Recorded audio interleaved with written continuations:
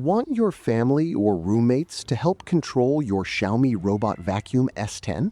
It only takes a minute to share access. Here's exactly how to do it.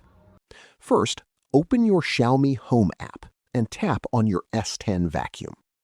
Make sure whoever you're sharing with has already downloaded the app, created their own Xiaomi account, and set their app to the same region as yours. Next, look up at the top right corner and tap those three dots. From the Settings menu, hit Share Device.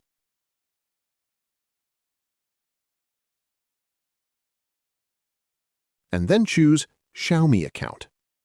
Now just type in the email address, phone number, or Xiaomi ID of the person you want to invite. Here, I use Xiaomi ID.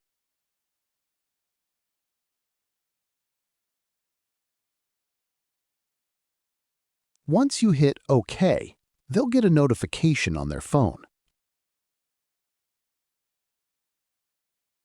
All they have to do is accept the invite, and boom, the S10 will show up right on their home screen.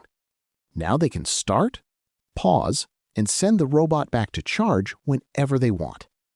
If they need full admin access to edit maps, it's usually easier to just log into the same account on both phones. Like and subscribe for more quick smart home tips.